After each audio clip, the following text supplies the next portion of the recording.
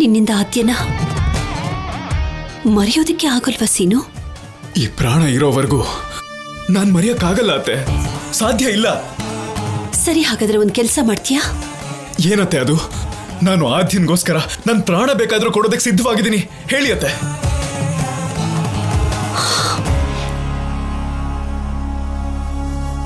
ನಿಮ್ಮ ಮಾವನ ಒಪ್ಸು.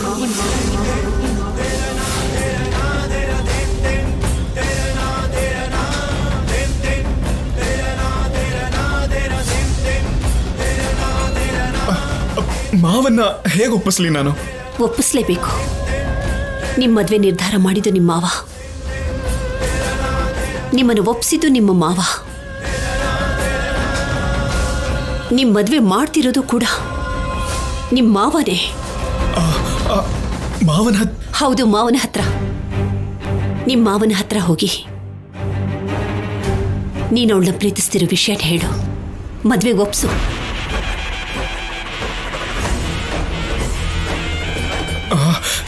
ಅತ್ತೆ, ಏನ್ ಮಾತಾಡ್ತಿದ್ದೀರಾ ಅತ್ತೆ? ಇದನ್ ಬಿಟ್ರೆ ಬೇರೆ ದಾರಿನೇ ಇಲ್ಲ. ನಿನ್ನ ಪ್ರೀತಿ ಗೆಲ್ಲಬೇಕು ಅಂದ್ರೆ ನಿಮ್ಮ ಮಾವನ ಹತ್ರ ಮಾತಾಡ್ಲೇಬೇಕು. ತಪ್ಪಾಗ್ಲಿ ಸರಿಯಾಗ್ಲಿ, ನಿರ್ಧಾರ ಆಗ್ಲಿ ಅಭಿಪ್ರಾಯ ಆಗ್ಲಿ, ಈ ಮನೇಲಿ ಅವ್ರಿಗೆ ಹೇಳಲೇಬೇಕು. ಈ ಮನೇಲಿ ಯಾರಿಗೆ ಏನೇ ಬೇಕು ಅಂದ್ರೂ ಅವ್ರು ತಾನೇ ನಿರ್ಧಾರ ತಗೊಳ್ಳೋದು. ನಿಜವಾಗ್ಲೂ ನಿನಗೆ ನಿನ್ನ ಪ್ರೀತಿ ಮೇಲೆ ನಂಬಿಕೆ ಇದ್ರೆ, ನಿನ್ನ ಪ್ರೀತಿ ಗೆಲ್ಲಬೇಕು ಅಂತ ಅನ್ಸಿದ್ರೆ ನೀನು ಹೋಗಿ ನಿಮ್ಮ ಮಾವನ ಹತ್ರ ಮಾತಾಡು. ನಿಮ್ಮ ಮಾವನ ಒಪ್ಸು.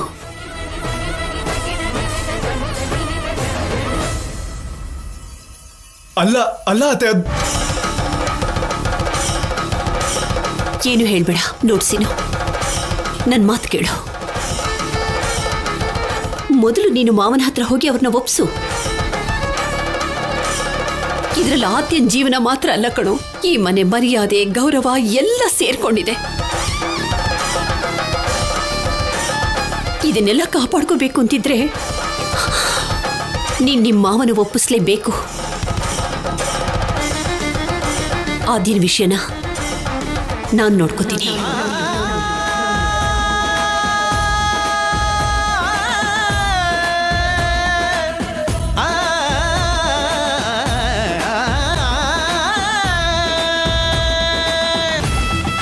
ಸರಿ ಅತ್ತೆ, ನೀವು ನನಗಿಷ್ಟು ಧೈರ್ಯ ಕೊಟ್ರಲ್ಲ, ಹೇಗಾದ್ರೂ ಮಾಡಿ ಮಾವನ್ನ ನಾನು ಒಪ್ಪಿಸ್ತೀನಿ.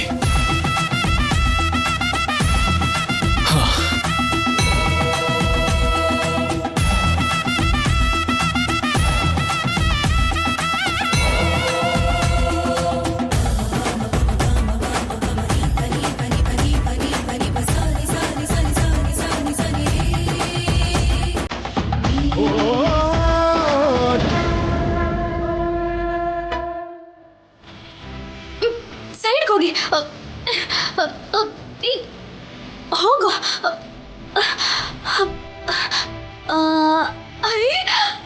ಟ್ರಿಪ್ ಹಾಕಿದ್ದಾರೆ. ರಿಸಲ್ಟ್ ಬಂದಾಗ್ಲೂ ಕೂಡ ಇಷ್ಟು ಇಂಟ್ರೆಸ್ಟ್ ತೋರ್ಸಲ್ವಲ್ಲೇ? ಬಂದಿದ ತಕ್ಷಣ ಎದ್ದು ಬಿದ್ದು ನೋಡ್ತಾ ಇದ್ದೀರಾ? ಅಬ್ಬಾ, ಈ ಆದ್ಯ ಎಲ್ಲಿದ್ದಾಳೋ ಏನೋ. ಸೈಡ್ಗೆ ಹೋಗಿ. ಆದ್ಯ, ಟ್ರಿಪ್ ಕನ್ಫರ್ಮ್ ಆಯ್ತು. ನಾನ್ ಕಾಲೇಜ್ಗೆ ಎಂಜಾಯ್ಮೆಂಟ್ಗೋಸ್ಕರ ಬರ್ತಿದ್ದೆ, ಅಂಥದ್ರಲ್ಲಿ ಎಂಜಾಯ್ಮೆಂಟ್ಗೋಸ್ಕರನೇ ಟ್ರಿಪ್ ಪ್ಲಾನ್ ಮಾಡಿದ್ದಾರೆ. ಈಗ ಡಬಲ್ ಅಲ್ಲ, ಟ್ರಿಪಲ್ ಎಂಜಾಯ್ಮೆಂಟೇ ಸಿಗತ್ತೆ. ಅದ್ ಸರಿ, ಆದ್ರೆ ರಾಜಲಕ್ಷ್ಮಿ ಇನ್ನೂ ಬರ್ಲಿಲ್ವಲ್ಲ? ರಾಜಲಕ್ಷ್ಮಿ ಯಾಕೋ ಈಗ ಪಾರ್ಟಿ ಬದಲಾಯಿಸಿದಾಳ? ಆದ್ಯಾ ಅಂದ್ರೆ ಗ್ರೂಪ್ಗೆ ಹೋಗಿದ್ದಾಳ? ಗ್ರೂಪ್ ಅಂದ್ರೆ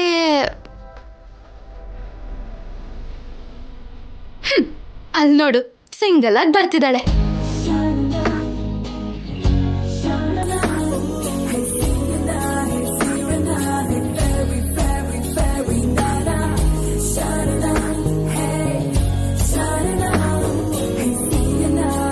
ಏನ್ ಛಾಯಾ ಹಾಗೆ ನೋಡ್ತಾ ಇದ್ಯಾ? ಕಪ್ಪು ಸಿಗ್ದಾಗಿಂದ ನೋಡ್ತಾನೆ ಇದೀನಿ. ನಿನ್ ಕಾಲು ಒಂದ್ ಕಡೆ ನಿಲ್ತಾನೆ ಇಲ್ಲ. ಎಲ್ಲಿಗೆ ಹೋಗಿದ್ದೆ? ಅದು ಲೈಬ್ರರಿಗೆ ಹೋಗಿದ್ದೆ ಛಾಯಾ. ಬುಕ್ ಓದಿ ಒಂದ್ ವಾರ ಆಗ್ತಿದೆ. ನನ್ನನ್ನು ಕರ್ಕೊಂಡು ಹೋಗ್ಬೋದಿತ್ತಲ್ಲ? ನಾನು ಓದ್ತಾ ಇರ್ಬೇಕಾದ್ರೆ ಡಿಸ್ಟರ್ಬೆನ್ಸ್ ಯಾಕೆ ಅಂತ ಕರ್ಕೊಂಡು ಹೋಗ್ಲಿಲ್ಲ. ಹೌದು, ನಮ್ ಕಾಲೇಜ್ಗೆ ಏನಾದ್ರೂ ಹಾಲಿಡೇಸ್ ಏನಾದ್ರು ಕೊಟ್ಟಿದಾರಾ? ನೋಟಿಸ್ ಬೋರ್ಡ್ ಹತ್ರ ಅಷ್ಟೊಂದ್ ಜನ ಇದ್ದಾರೆ. ಅದು ಹಾಲಿಡೇಸ್ ಅಲ್ಲ, ಹ್ಯಾಪಿ ಡೇಸ್ ಕೊಟ್ಟಿದ್ದಾರೆ. ಹ್ಯಾಪಿ ಡೇಸಾ ಅಂದ್ರೆ? ಕಾಲೇಜ್ ಎಲ್ಲ ಸೇರಿ 2 ಡೇಸ್ಗೆ ಟೂರ್ಗೆ ಹೋಗ್ತಿದ್ದಾರೆ. ಅಂದ್ರೆ ಝೂ ಪಾರ್ಕ್ ತರ ಅಲ್ಲಿ ಪ್ರಾಣಿಗಳೇನಾದ್ರೂ ಇರತ್ತಾ? ಅದಕ್ಕೋಸ್ಕರ ಅಷ್ಟು ದೂರ ಹೋಗ್ಬೇಕಾ? ಇಲ್ಲೇ ಇದಾರಲ್ಲ.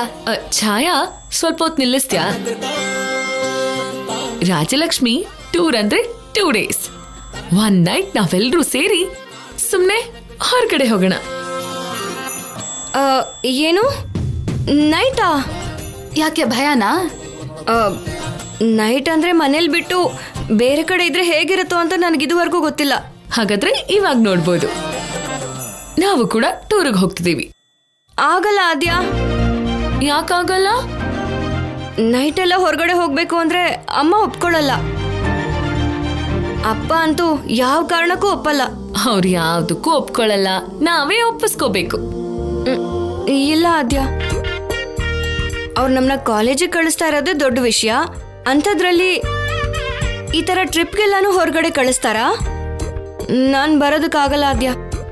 ಮನೇಲಿ ಗೊತ್ತಾದ್ರೆ ಸಾಯಿಸ್ಬಿಡ್ತಾರ ಅಷ್ಟೇ. ಅದಾಗಲ್ಲ ರಾಜಲಕ್ಷ್ಮಿ, ಇಂಡಿಯಾಗ್ ಬಂದು ಫಸ್ಟ್ ಟೈಮ್ ಟೂರ್ಗೆ ಹೋಗ್ತಿದೀವಿ. ನನ್ಗೂ ಕೂಡ ಒಂದ್ಸಲ ಎಲ್ಲಾ ತಿರ್ಗಿ ನೋಡ್ಬೇಕು ಅನ್ನಿಸ್ತಿದೆ. ಏನೋ ಒಂದ್ ಮಾಡಿ ಮನೆಯವ್ರೆಲ್ರನ್ನೂ ಒಪ್ಪಿಸ್ಬೇಡ. ಉಪಯೋಗ ಇಲ್ಲ ಆದ್ಯಾ. ನಾವ್ ಏನೇ ಅನ್ಕೊಂಡ್ರು ಮನೆಯವ್ರಂತೂ ಒಪ್ಕೊಳ್ಳಲ್ಲ. ಪಾಪ ನಮ್ ಕೋಚ್ ಸರ್ ಸ್ಟೂಡೆಂಟ್ಸ್ಗೋಸ್ಕರನೇ ಅಂತ ಇಷ್ಟೆಲ್ಲ ಅರೇಂಜ್ಮೆಂಟ್ಸ್ ಮಾಡಿದ್ರು. ಆ ಅದೃಷ್ಟ ನಮ್ಗಿಲ್ಲ ಬಿಡು. ಅಯ್ಯೋ, ಏನು ಇದೆಲ್ಲ ಕೋಚ್ ಸರ್ ಪ್ಲಾನಾ? ಯಾರ್ದಾದ್ರೆ ಏನು ಬಿಡು, ನಾವು ಹೋಗ್ತಿಲ್ವಲ್ಲ. ಯಾಕೆ ಹೋಗ್ಬಾರ್ದು?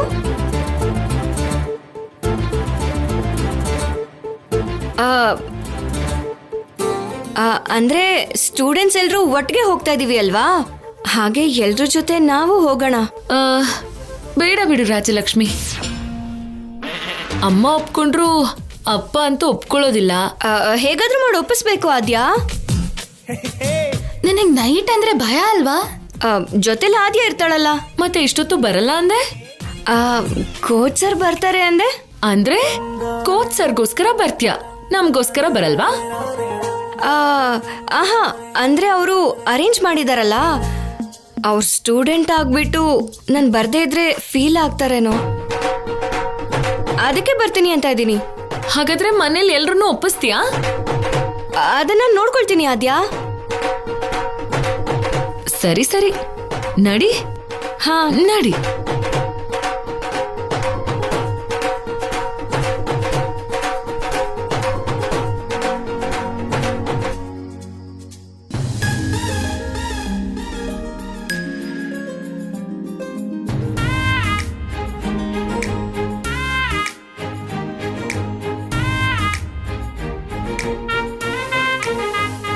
ಲೇ ಬಿಟ್ಟು, ಹೋಮ್ವರ್ಕ್ ಮಾಡ್ದೆ ಇಲ್ಲೇನೋ ಮಾಡ್ತಾ ಇದ್ಯಾ? ಹೋಮ್ವರ್ಕ್ ಆಗ್ಲೇ ಮಾಡ್ದೆ ಅಮ್ಮ. ಒಂದೊಳ್ಳೆ ಗಿಫ್ಟ್ನ ರೆಡಿ ಮಾಡ್ತಾ ಇದ್ದೀನಿ. ಆ ಗಿಫ್ಟ್ನ ನೋಡಿದ್ಮೇಲೆ ನೀವೆಲ್ಲ ಶಾಕ್ ಆಗೋಗ್ತೀರಾ. ಹೀಗೆಲ್ಲ ಮಾಡ್ತಾ ಟೈಮ್ ವೇಸ್ಟ್ ಮಾಡೋ ಬದಲು ಚೆನ್ನಾಗಿ ಓದ್ಬೋದಲ್ವೇನೋ? ನಿನಗೆ ಆಟದ ಮೇಲಿರೋ ಅಷ್ಟು ಶ್ರದ್ಧೆ ಓದಿನ ಮೇಲಿರಲ್ಲ. ಹೋಗಿ ಓದ್ಕೋ. ನಾನು ಹೋಗ್ತೀನಿ ಬಿಡಮ್ಮ, ಮೊದಲು ನೀನು ಹೋಗು.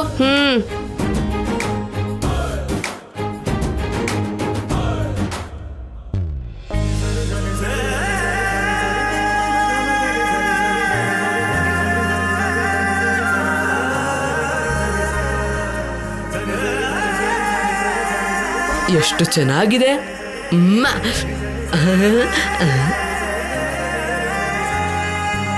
ಅಯ್ಯೋ, ಈ ವಾಶ್ರೂಮ್ ಇವಾಗ್ಲೇ ಬರ್ಬೇಕಾ?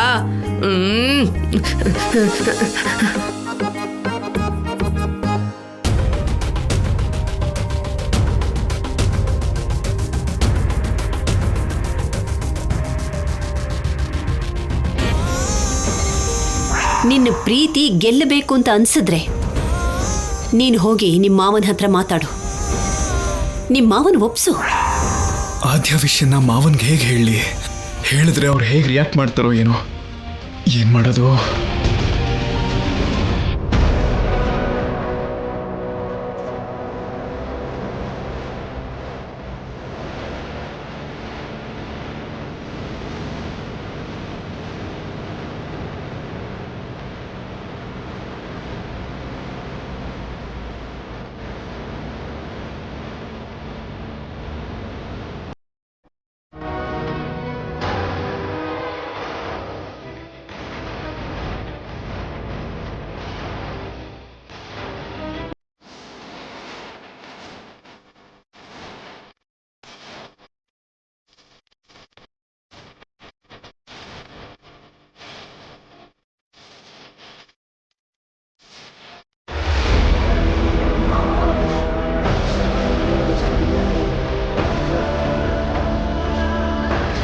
ಬಾ ಇದಪ್ಪ ಜೋಡಿ ಅಂದ್ರೆ.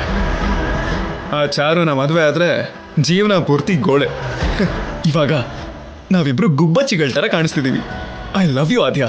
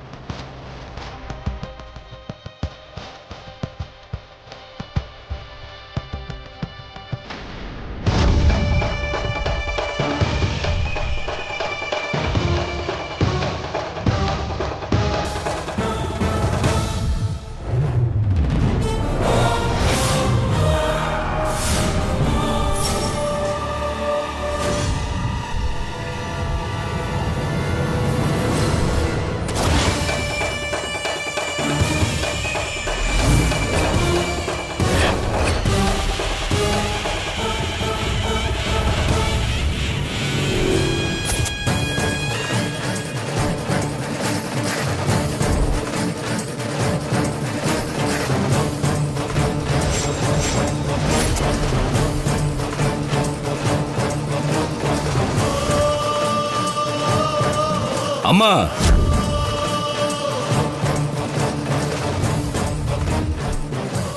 ಅಮ್ಮ,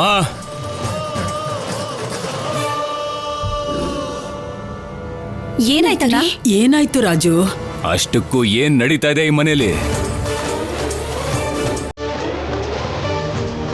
ಏನಾಯ್ತು ಭಾವನವ್ರೆ? ಏನಿದೆಲ್ಲ?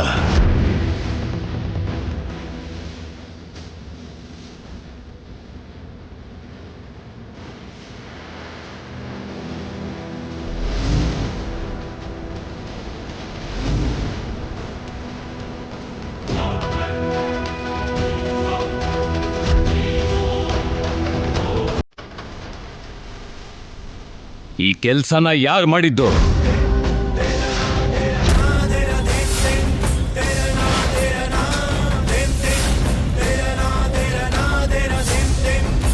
ಸ್ವಲ್ಪ ಆದ್ರೂ ಬುದ್ಧಿ ಜ್ಞಾನ ಏನಾದ್ರೂ ಇದೆಯಾ? ನನ್ ಮಗನ್ ಫೋಟೋ ಪಕ್ಕ ಅವಳ ಫೋಟೋ ಯಾಕೆ ಹಾಕಿದ್ದಾರೆ? ಎಂತ ಅವಮಾನ ಅಣ್ಣ ಇದು.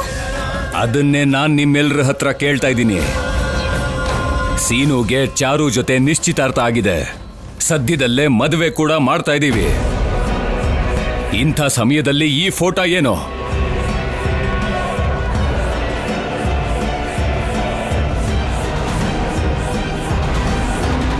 ಎಲ್ರೂ ಇಲ್ಲೇ ಇದಾರಲ್ವಾ, ಇನ್ಯಾರು ಈ ಕೆಲಸ ಮಾಡಿರೋಕ್ ಸಾಧ್ಯ? ಇನ್ಯಾರು ಮಾಡಿರ್ತಾರೆ? ಆ ಆದ್ಯನೇ ಮಾಡಿರ್ತಾಳೆ.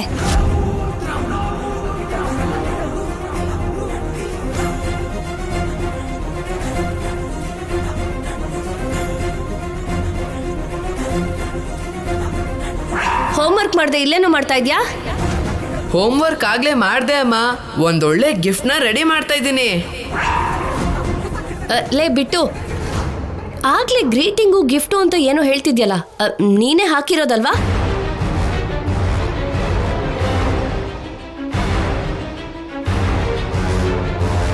ಹೇಳು ಬಿಟ್ಟು. ಈ ಫೋಟೋನ ಫ್ರೇಮ್ಗೆ ಹಾಕಿದ್ದು ನೀನೇ ಅಲ್ವಾ? ಇಲ್ಲ ದೊಡ್ಡಮ್ಮ, ನಾನು ಅಪ್ಪ ಅಮ್ಮನ ಫೋಟೋ ಹಾಕಿದ್ದೆ. ಅಷ್ಟರಲ್ಲಿ ಫೋಟೋಸ್ನ ಯಾರು ಬದಲಾಯಿಸಿದ್ರೋ ಗೊತ್ತಿಲ್ಲ.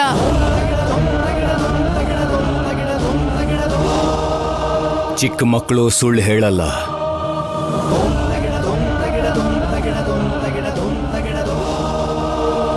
ಬಿಟ್ಟು ಹಾಕಿಲ್ಲ ಅಂತ ಹೇಳ್ತಿದ್ದಾನಲ್ವಾ, ಸುಮ್ನೆ ನಿಜ ಹೇಳಿ.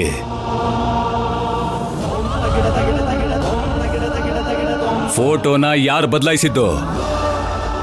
ಇವ್ರನ್ನ ಹೀಗ್ ನೋಡ್ಬೇಕು ಅಂತ ಯಾರು ಬಯಸ್ತಾ ಇದ್ದೀರಾ?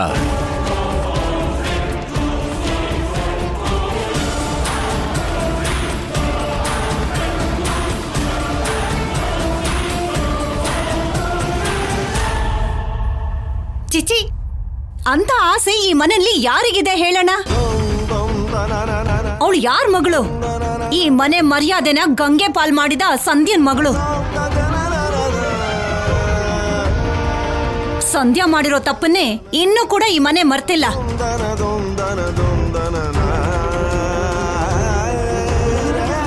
ಈಗ ಅವಳ ಮಗಳು ಕೂಡ ಅಂಥವಳೆ ಅನ್ನೋದು ಅರ್ಥ ಆಗ್ತಿದೆ.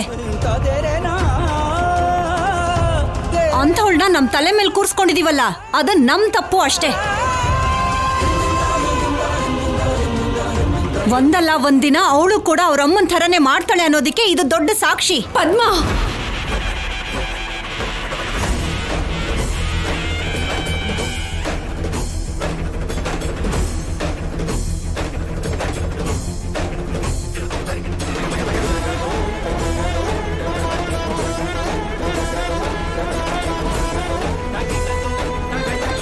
ಅಲ್ಲ, ಆದ್ಯನ ಬಗ್ಗೆ ಈ ರೀತಿ ಎಲ್ಲ ಮಾತಾಡೋದಕ್ಕೆ ನಿನಗೆ ಮನಸ್ಸಾದ್ರೂ ಹೇಗೆ ಬರುತ್ತೆ? ಅವಳಿಗೆ ಏನ್ ನಡೀತಿದೆ ಅಂತನೂ ಗೊತ್ತಿಲ್ಲ. ಯಾರೀ ಕೆಲಸ ಮಾಡಿದಾರೆ ಅಂತ ತಿಳ್ಕೊಳ್ದೇನೆ ಸುಮ್ನೆ ನನ್ನ ತಂಗಿನ ಬೈತಾ ಇದೀಯಾ? ಇಲ್ದಿರೋರ್ ಬಗ್ಗೆ ಈ ರೀತಿ ಎಲ್ಲ ಮಾತಾಡೋದು ಪಾಪ ಪದ್ಮ. ನೋಡು ಜಾನಕಿ, ಪದ್ಮ ಸುಮ್ಮನೆ ಆರೋಪ ಮಾಡಲ್ಲ. ಇನ್ ಮುಂದೆ ಯಾವುದೇ ತಪ್ಪಾಗಬಾರ್ದು ಅಂತ ಎಚ್ಚರ ವಹಿಸ್ತಾ ಇದ್ದಾಳೆ. ಅದು ಹಾಗಲ್ಲ ಅತ್ತೆ. ಈ ಕೆಲಸ ಯಾರು ಮಾಡಿದ್ದಾರೆ ಅಂತ ಗೊತ್ತಿಲ್ಲದೆ ಆದ್ಯನ ಮೇಲೆ ಆರೋಪ ಮಾಡೋದು ಸರಿಯಲ್ಲ.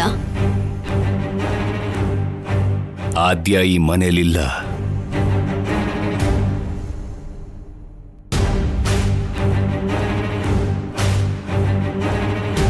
ಈ ಕೆಲ್ಸನ ಯಾರು ಮಾಡಿದಿರೋ ಹೇಳಿ.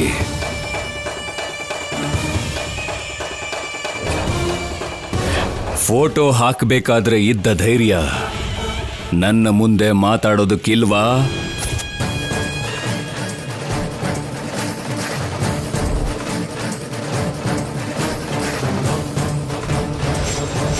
ಲೈ ಬಿಟ್ಟು, ನನಗೆ ಗೊತ್ತು ನಿನ್ ಚೇಷ್ಟೆ ಇಲ್ಲ, ನೀನೇ ಹಾಕಿರೋದಲ್ವಾ, ನಿಜ ಹೇಳೋ. ಆವಾಗಿಂದ ಕೇಳ್ತಾನೆ ಇದ್ದೀನಿ, ಯಾರು ಉತ್ತರನ ಕೊಡ್ತಿಲ್ವಲ್ಲ, ಯಾಕೆ? ಇನ್ಯಾರು ಸೀನು ಮಾವನೇ ಹಾಕಿರ್ತಾನೆ, ಎಲ್ಲರ ಮುಂದೆ ಸರಿಯಾಗಿ ಸಿಕ್ಕಾಕೊಂಡಿದ್ದಾನೆ. ಇದರಿಂದ ನಮ್ಗೇನೆ ಒಳ್ಳೇದು ಅಂತ ಅನ್ಸುತ್ತೆ. ನೋಡಿ, ಇದು ಒಂದು ಹೆಣ್ಣಿನ ಜೀವನಕ್ಕೆ ಸಂಬಂಧಿಸಿದ್ದು. ಈ ಫೋಟೋನ ನೋಡಿ ನನಗೆ ಸಹಿಸ್ಕೊಳಕ್ಕಾಗ್ತಾ ಇಲ್ಲ. ಚಾರು ಅವ್ರ ಅಪ್ಪ ಅಮ್ಮ ನೋಡಿದ್ರೆ ಎಷ್ಟು ನೋವು ಪಡ್ತಿದ್ರು. ಹೆಣ್ಣು ಮಕ್ಕಳ ಜೀವನ ಅಂದ್ರೆ ನಿಮಗಷ್ಟು ಕೀಳಾಗಿ ಹೋಗಿದ್ಯಾ?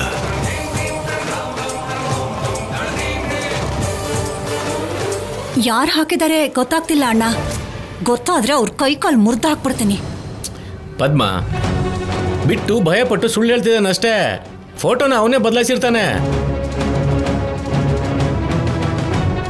ಫೋಟೋದಲ್ಲಿದ್ದ ಮಾತ್ರಕ್ಕೆ ಇವರಿಬ್ರು ಮದುವೆ ನಡೆದೇನೆ ಇರುತ್ತಾ ಹೇಳು? ನಮ್ ಸೀನು ಮದುವೆ ಚಾರು ಜೊತೆನೆ ನಡೆಯುತ್ತೆ. ಇದರಲ್ಲಿ ಆದ್ಯನ್ ತಪ್ಪೇನೂ ಇಲ್ಲ ರೀ. ಆದ್ಯನ್ ಬಗ್ಗೆ ನಿಮಗೂ ಕೂಡ ಗೊತ್ತಿದೆ ಅಲ್ವಾ?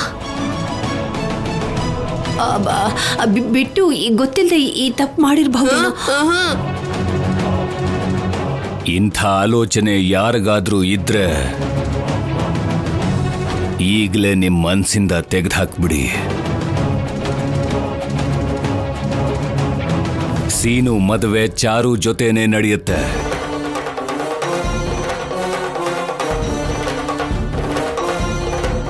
ಸೀನು, ನಿನಗೇನಾದ್ರೂ ಇಂಥ ಆಲೋಚನೆ ಇದೆಯಾ?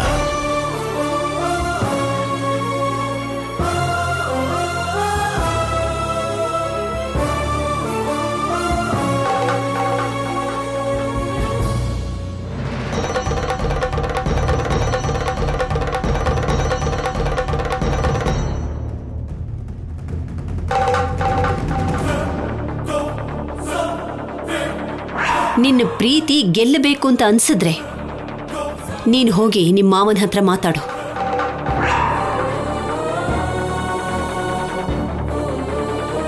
ನಿಮ್ಮ ಮಾವನ ಹತ್ರ ಹೋಗಿ ನೀನು ಅವಳನ್ನ ಪ್ರೀತಿಸ್ತಿರೋ ವಿಷಯ ಹೇಳು. ಮದ್ವೆಗೆ ಒಪ್ಸು. ಆದಿನ ವಿಷಯನ ನಾನು ನೋಡ್ಕೋತೀನಿ. ಮಾವ, ಅವನು ನಿನ್ ಕೈ ಕೆಳಗಡೆ ಬೆಳೆದಿರೋದಣ್ಣ.